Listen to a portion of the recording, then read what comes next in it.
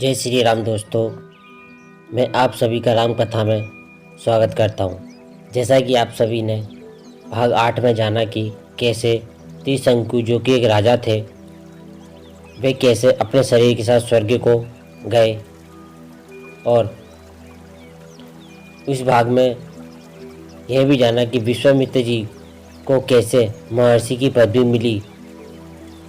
अब हम आज के भाग में 9 में पिनाक और धनुष यज्ञ के बारे में कथा सुनेंगे।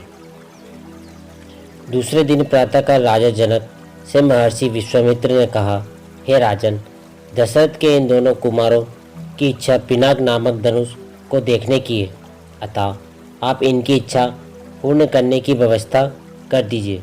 राजा जनक के कुछ कहने से पूर्व ही राम ने कहा, हे नरश्रेष्ठ, पहले आप हमें पिनाक का वृत्तांत सुनाइए। हमने सुना है कि पिनाक शंकर जी का प्रिय धनुष है। शिव जी के पास यह आपके पास कैसे आया? इस पर मिथिलापति जनक बोले, हे राम, एक बार प्रजापति दक्ष ने एक बड़ा विशाल यज्ञ किया। दक्ष जी शंकर जी के ससुर थे। अपने जय माता से अप्रसन्न के कारण उन्होंने उस यज्ञ में ना तो शिव जी को आमंत्रित किया और ना ही अपनी पुत्री सती को। पति के समझाने बुझाने की परवाह न करके सती अपने पिता के यहाँ यज्ञ में पहुँच गई। वहाँ सती का बहुत अपमान हुआ। सती ने देखा कि देवताओं के लिए यज्ञ का जो भाग निकाला गया था उसमें शिव जी का भाग था ही नहीं। इससे क्रोध होकर सती ने यज्ञ कुंड में कूदकर अपने प्राण त्याग दिए।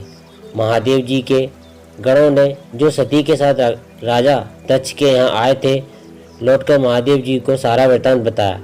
सती की मृत्यु की सूचना पाकर महादेव जी बड़े क्रोध हुए।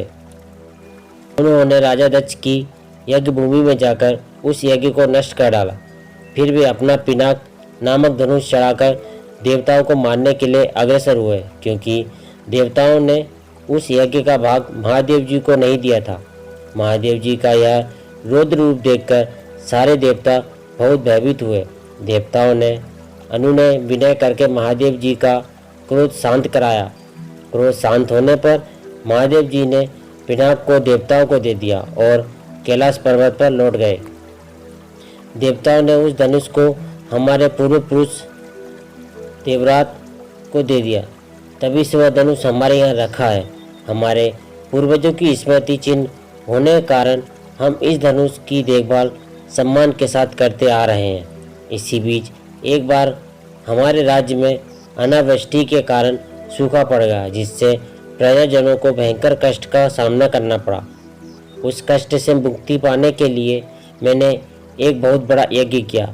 पुरोहितों के आदेश अनुसार मैंने अपने हाथों से खेतों में हल चलाया। हल से भूमि खोदते खोदते भगवान की इच्छा से मुझे एक परम रूपवती कन्या प्राप्त हुई। उसे मैं अपने राजमहल में ले आया और उसका नाम सीता रखकर अपनी पुत्री के समान उसका लालन पालन करने लगा। जब सीता किशोरावस्था को प्राप्त हुई तो दूर दूर तक उसके सौंदर्य एवं गुणों की ख्याति फैलने लगी। देश देशांतर के राजकुमार उसके साथ विवाह करने के लिए ललायित होने लगे। मैं अद्भुत पराक्रमी योद्धा के साथ ही सीता का विवाह करना चाहता। अतः मैंने यह प्रतिज्ञा कर ली कि शिव जी के धनुष पिनाक पर प्रत्यंचा चढ़ा देने वाला वीर राजकुमारी सीता का पति होगा। मेरी प्रतिज्ञा की सूचना पाकर सहस्त्रों राजकुमार और राजा महाराजा समय समय पर अपने बल की परीक्षा करने के लिए यहाँ आए, किंतु पिनाक पर प्रत्यंचा चढ़ाना तो दूर, वे उसे ही तिल भर खिसका भी न सके। जब वे अपने उद्देश्य में इस प्रकार निराश हो गए तो वे सब मिलकर मेरे राज्य में उत्पात मचाने लगे।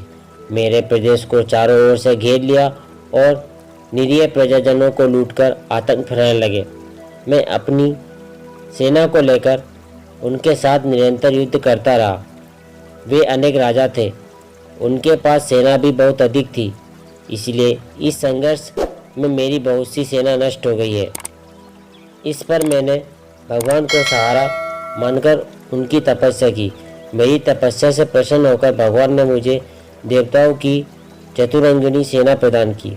उस सेना ने आतताई राजाओं के साथ भयंकर युद्ध किया और सभी उपद्रवी राजकुमारों को भगाया। उनके भाग जाने के बाद मैंने सोचा कि एक विशाल यज्ञ करके इस अवसर पर ही अपनी प्रतिज्ञा पूरी करूं, सीता का विवाह कर निश्चित हो जाऊं। इसीलिए मैंने इस महान यज्ञ का आयोजन किया है। आज जो कोई भी महादेव जी के इस धनुष की प्रशंसा चढ़ा देगा, उसी वीर पुरुष के साथ मैं अपनी अनुपम गुणवती पुत्री सीता का विवाह करके निश्चित हो जाऊंगा। धनुष यज्ञ। मिथिला नरेश के वहाँ से विदा हो जाने पर ऋषि विश्वामित्र राम और लक्ष्मण को लेकर यज्ञ मंडप में गए। यज्ञ मंडप को अत्यंत सुरुचि के साथ सजाया गया था। उस भव्य मंडप को देखकर लगता था मानो वह देवराज इंद्र का दरबार हो। देश देशांतर के राजा महाराजाओं के बैठने की अति सुंदर व्यवस्था की गई थी। मंडप के ऊपर बहुमूल्य रत्नों से बने झालर युक्त आकर्षक वस्त्रों का वितान तना हुआ था। वितान के चारों ओर फहराते हुए पताके मिथिलापति की कीर्ति को प्रदर्शित कर रहे थे। बीच बीच में रत्न जटित स्तंभ बनाए गए थे। वेद पाठी ब्राह्मण एवं तपस्वी शांति पाठ कर रहे थे। देदीप्यमान वस्त्राभूषणों को धारण किए राजकुमार अपने अपने आसनों पर विराजमान थे। ऐसा लग रहा था मानो सैकड़ों इंद्र अपने वैभव और सौंदर्य का प्रदर्शन करने के लिए महाराज जनक की यज्ञ भूमि में एकत्रित हुए हो।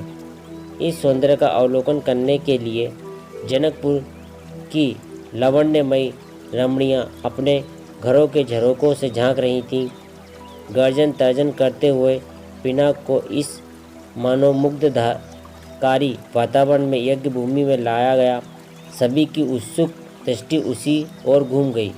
सहस्त्रों व्यक्ति उस धनुष को एक विशाल गाड़ी में धीरे धीरे खींच रहे थे। उस विशालकाय वज्र के समान धनुष को देखकर बड़े बड़े बलवानों का धैर्य छूटने लगा और पसीना आने लगा। पिनाक को यथास्थान पर स्थापित कर दिया गया। राजा जनक के श्रेष्ठ पुत्र सीता और उनकी सहेलियां के साथ लेकर धनुष के पास आए और बोले, हे संपूर्ण संसार के राजाओं और राजकुमारों, महाराज जनक ने प्रतिज्ञा की है कि जो कोई भी महादेव जी के इस पिनाक नामक धनुष की प्रशंसा चढ़ाएगा, उसके साथ मिथिलापति महाराज जनक अपनी राजकुमारी सीता का विवाह कर देंगे। राजा जनक की इस प्रतिज्ञा को सुनकर राजा और राजकुमार बारी बारी से उस धनुष पर प्रशंसा चढ़ाने के लिए आए, किंतु भरपूर प्रयास करके भी उस पर प्रशंसा चढ़ाना तो दूर, उसे हिला भी न सके। अंत में वे लज्जित हो सिर झुकाकर तथा श्रीहीन होकर इस प्रकार अपने अपने आसनों पर लौट गए जैसे कि नागराज अपनी मणि गंवाकर लौट आते हैं। इस प्रकार एक एक करके सब राजाओं और राजकुमारों को विफल मनोरथ होकर लौटता देख महाराज जनक को बहुत दुख हुआ। उन्होंने बड़ी निराशा के साथ मर्मभेदी स्वर में कहा, संपूर्ण संसार के विख्यात शक्तिशाली योद्धा यहाँ विद्यमान है, किंतु बड़े दुख की बात है कि उनमें से कोई भी पिनाक पर प्रशंसा नहीं चढ़ा सका। उनकी इस असफलता को देखकर ऐसा प्रतीत होता है कि पृथ्वी शूरवीर क्षत्रियों से खाली हो गई। ये पहले से ज्ञात होता कि अब इस संसार में वास्तव में कोई क्षत्रिय योद्धा नहीं रहा, तो मैं न तो धनुष यज्ञ का अनुष्ठान करता और न ऐसी प्रतिज्ञा करता। लगता है कि मेरी पुत्री सीता आयु पर्यंत कुंवारी रहेगी। परमात्मा ने उसके भाग्य में विवाह लिखा ही नहीं। महाराज जनक की यह बात सुनकर उन सभी राजाओं और राजकुमारों ने, जो अपनी असफलता से पहले ही लज्जित हो रहे थे, शुद्ध मन से दृष्टि नीचे झुका लिया। राजा जनक के द्वारा की गई इस भर्त्सना का उनके पास कोई उत्तर न था, परंतु अयोध्या के छोटे राजकुमार लक्ष्मण को मिथिलापति द्वारा समस्त क्षत्रियों पर लगाया गया लांछन सहन नहीं हुआ। कुपित होकर उन्होंने अपनी भ्रकुटी चढ़ा ली और तीखे शब्दों में बोले, हे मिथिला के स्वामी राजा जनक, आपके ये शब्द सर्वथा अनुचित है और सूर्यकुल तथा रघुवंश का अपमान करने वाले हैं। आश्चर्य है कि आपने ऐसे अपमानजनक शब्द कहने का साहस कैसे किया। जहाँ प्रतापी सूर्यकुल का साधारण व्यक्ति विद्वान हो, वहाँ भी कोई इस प्रकार तिरस्कार भरे शब्द कहने से पूर्व अनेक बार उस पर विचार करता है। फिर यहाँ तो सूर्यकुल के मणि श्री रामचंद्र साक्षात विराजमान है। आप शिव के इस पुराने पिनाक की इतनी गरिमा सिद्ध करना चाहते हैं। मैं बिना किसी अभिमान के कह सकता हूँ कि इस पुराने धनुष की तो बात ही क्या, यदि मैं चाहूँ तो अपनी भुजाओं से के बल से इस धनुष के स्वामी महादेव सहित संपूर्ण सुमेरु पर्वत को हिलाकर रख दूँ। इस विशाल पृथ्वी को अभी इसी समय रसातल में पहुँचा दूँ। ऐसा कहते हुए लक्ष्मण के नेत्र क्रोध से लाल हो गए। उनकी भुजाएं फड़कने लगी और उनका संपूर्ण शरीर क्रोध की ज्वाला के कारण थरथर कांपने लगा।